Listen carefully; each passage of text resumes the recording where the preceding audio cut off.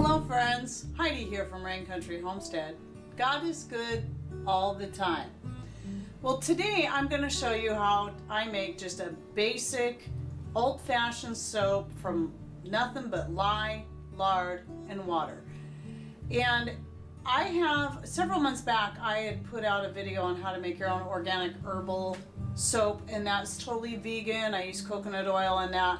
And you can find that video right up here. Today, this is just the basic soap.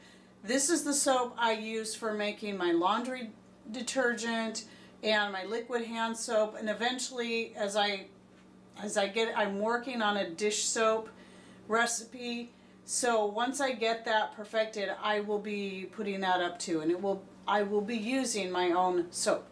So you can do this with coconut oil, you can do this with lard, there's several different fats you can use, but for this, because lard is cheap and I can get it at the store, when I'm using it for my laundry soap and hand soap, I just go with the lard.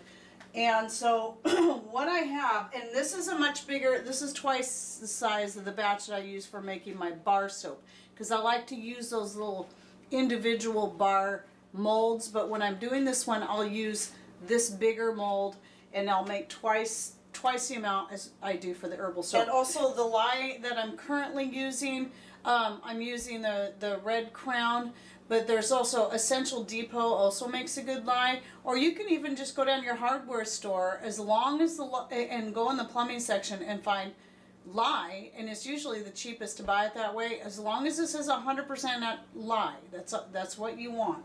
So I'm going to be doing this a little bit backwards, and I'm sure some will probably say this is wrong, but I'm doing it this way because of the containers I have to work with, since I'm making such a big batch. What I have over here is 5 cups of the lard melted, and I'm letting it cool to about 120 degrees, 120, 125, and now I have 6 ounces of powdered lye. I've got it all measured out and ready to go. I'm going to pour this into 17 ounces of my filtered rainwater. Now, you want to always do lye into the water, not the other way around, because you can have an explosive effect. You need to make sure that you're wearing your safety goggles, which I almost forgot to put on, and some rubber gloves, and keep some white vinegar, just plain white distilled vinegar on hand. If you happen to get any of this on your skin, you'll know because it will start to burn, and you just spray this on there and it will neutralize it immediately. But that's why you need the goggles, because you're not going to be able to do that with your eyes. So you're going to need a couple of thermometers. I'm going to go ahead and add this in here. I'm going to pour it sort of slowly and mix it up. What I want to do is I want to let this dissolve, and I'm also going to need to make sure that I let this cool to about the same temperature as the fat. Now keep in mind, when you add these, it'll make a gas, and and some people like to even wear a cover over their face. And you want to make sure your room is well ventilated. Right now I have the ceiling fan on, and honestly I almost forgot until I started to inhale this. And you really want to be careful. The two things is the gases it makes when you first add it to the water, and then not wanting to get it on your skin. Okay, so once this is dissolved, the temperature in this is going to go, it typically goes up to about 150. So I want my candy thermometer in there so I can keep track of that. And I'm just scraping it off of the bottom. Now this particular lye, I do not prefer it as much, the Red Crown, because it seems like it takes a little longer for it to dissolve. And as I said in another video, I found that the store-bought lye seems to dissolve a little bit better and just is easier to work with. Okay, actually this is getting up to 175 degrees. So the water was not hot, so if you've never worked with lye before, you might not know that. The water was just room temperature. When you add the lye, the reaction will heat the water up. So You just let that continue to dissolve. Once it gets, and then watch that temperature gauge, and once it gets down to 125, you're going to add it to your fat. Anyway, I will let this continue to cool down. It looks like it's all dissolved now. And I will be back when I'm ready to start mixing. Alright, so the lye mixture and the fat are both sufficiently cooled enough that I'm going to start mixing them together now. And what I'm using, and this is a brand new one, is a stick blender. My other one was not, actually didn't have, where this part was stainless steel. And it ended up being plastic. I thought it was all stainless steel, but it wasn't. But this one actually is stainless steel, and it's definitely, I can tell, is going to be worth the extra $20 I spent for this. And the other one's going into storage so I can have a backup if I need it, because I'm finding I use my stick blender quite a bit. So this will be the first time on this one, so I don't know. Maybe this will turn into a review, but I'll post a link to this. I did buy it from Amazon, so I'll post the link below. Now, first of all, I'm going to just carefully add my lye mixture to the fat. And like I said earlier, typically I do this the other way around. I add the fat to the lye mixture, and I don't see anything wrong with doing it this way. But, okay, so I'm just, as you can see, I'm just stirring it with a spoon to start with to make sure it's all. And this is metal. You can use wood, but keep in mind, if you use wood or bamboo, that is an organic material, and lye will eventually, it'll get pretty beat up after a while. I've never used it, but I've seen people that use bamboo or wood for that. Okay, so next, I still have my vinegar ready in case I get this on me. I'm going to go ahead and insert, I'm going to make sure this is set on low to start with. And I'm going to insert this in here, and I'm going to start blending. Turn this way. And using your stick blender is going to make this go a lot faster. You can do it the old-fashioned way and just keep stirring it, but it's going to take a long time. Okay, now I'm going to start turning this up, and we'll breeze through this. I'm going to look at the clock so I can tell you just how much time this actually takes, because I'll be fast-forwarding a lot. Or clipping it out. Slowly turn this up.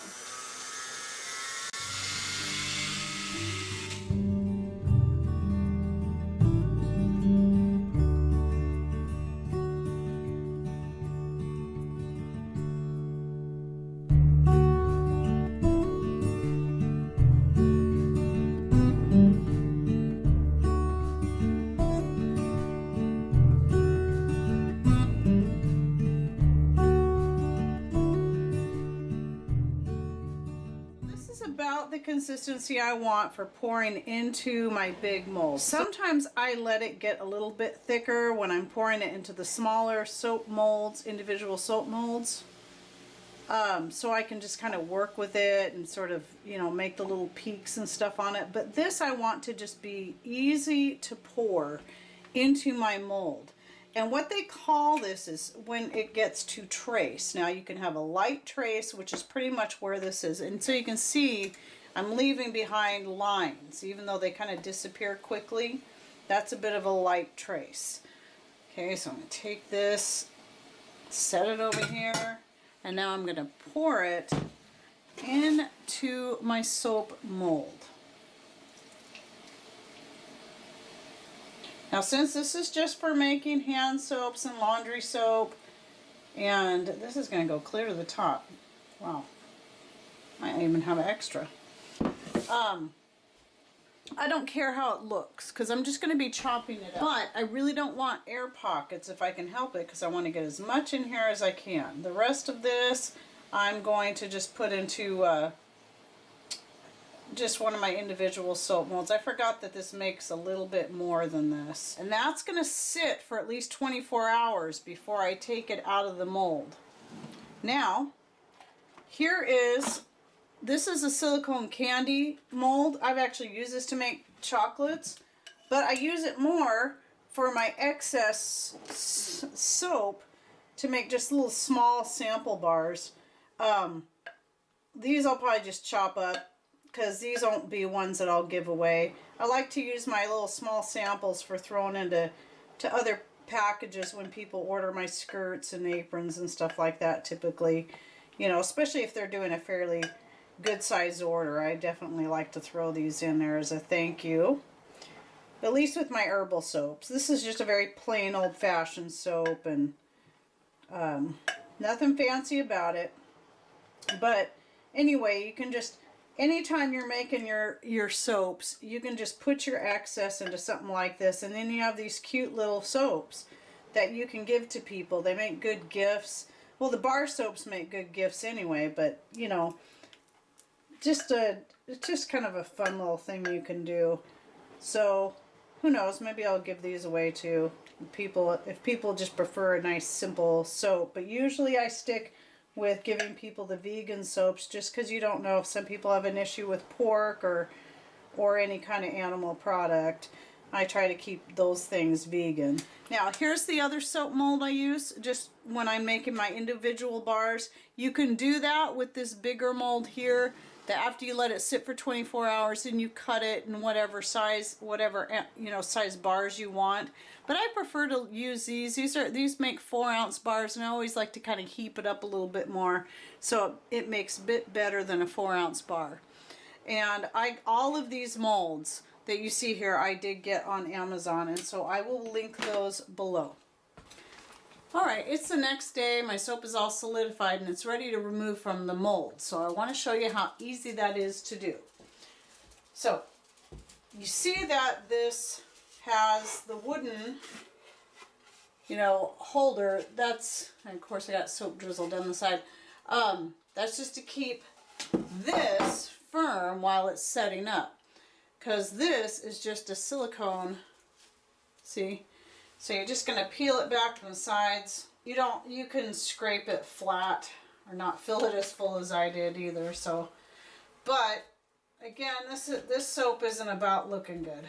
The soap is just for use in my other soap things. So I just push it right out or peel it off. It's as easy as that. And now I'm going to let this just cure for the next 30 days or so. I have my jar of chopped up soap from the last batch that I made, like this, and so I'm good to go. So I have plenty of time to let that set up until I'm ready to chop it up and use it. This is what I use to make my liquid hand soap, which you can find a video to right up here. And I also use it for my newer laundry soap, the powdered version, which you can also find a video to right here. And I'm finding I like that much better than the liquid one I had previously put up. And it works best in both my electric washing machine and in my off-grid laundry system. So, and I also wanted to show you that here's the mini ones, the little tiny soaps. These are really, really easy to get out. You just press them out like that. See how those look?